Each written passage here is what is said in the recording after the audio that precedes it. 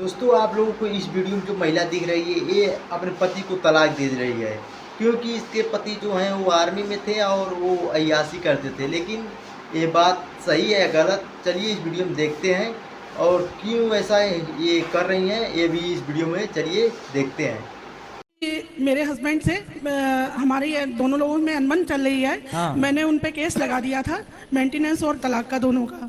तो आपके पति पर आपने केस कर दिया, क्यों? उसका कारण था कि वो आर्मी में जॉब करते थे। हाँ। और थोड़ा दूसरे किस्म के थे, तो जो उनकी आदतें थी वो हमें अच्छी नहीं लगती थी। कैसे किस्म के थे? अयाशी किस्म के थे। अच्छा।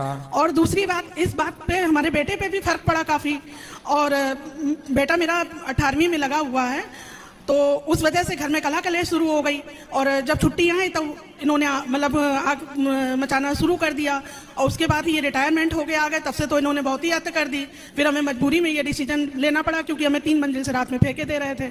अब उस चक्कर में मेरे बेटे का भी भविष्य बर्बाद। जब 4 साल हो गए केस लगे हुए, हम मतलब वो ये कह रहे हैं कि बेटे को हम ले लेंगे। जजमेंट ने मतलब फैसला भी किया, लेकिन हम उसको भेज नहीं रहे हैं कि ये ले जाएंगे तो उसके साथ में भी वही चीज़ करेंगे।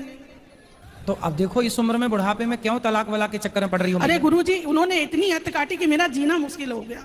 मेरी मजबूरी थी मेरे सामने। तो तलाक लेके भी आपको कौन सा स्वर्ग मिल जाएगा? स्वर्ग नहीं मिलेगा गुरुजी, लेकिन कम से कम उन कष्टों से तो दूर ही रहेंगे हम। तो उसे समझाओ। देखो, आदमी गलत है, समझाया जा सकता है। स्त्री गलत है, उसे समझाओ। गुरुजी वो नहीं समझाने समझने से सब चीजें ठीक हो जाती वो हैं। समझने वालों में से नहीं है गुरुजी। उन्होंने बहुत हद काटी। अब हम आपसे कोई कभी लेके बयान आना, नहीं कर सकते। कभी हमारे पास लेके आना, हम नहीं, समझाएंगे। हम दोनों लोग अलग अलग रहते हैं। वो मतलब मकान में रहते हैं, वो मकान भी उनके पास है। पेंशन आ गए हैं तो पेंशन भी उन्हीं के पास, मेरे पास कुछ नहीं है। बेटा है वो मेरे मायके में रह रहा है। तो अब जब उन्होंने आदेश किया कि 15 दिन के लिए आपको बेटे को भेजना पड़ेगा, तो बेटा जाना नहीं चाह रहा है। अच्छा, तो वो अभी किसके साथ रहते हैं? वो अकेले? मेरी मम्मी है। मेरी मम्मी अपनी नानी के पास रहता है। नहीं, आपके पति अब किसके साथ रहते हैं? वो अपना कोई जात की खटी औरत है, उसी को घर में लेके अपना लेके। अच्छा, वो रहते हैं उनके साथ? जी। और मेरे पास कुछ भी नहीं है, ना ही हम कुछ करते हैं। ये मेरी छोटी सिस्टर है, यही इसी के साथ रहते हैं। यही मेरा सब कुछ देख रेख, खाने से पीने से, पहनने से, ओढ़ने से, हर चीज़ यही करते हैं। और मेरे साथ साथ तो मेरे बेटे का भी भविष्य बर्बाद हो गया।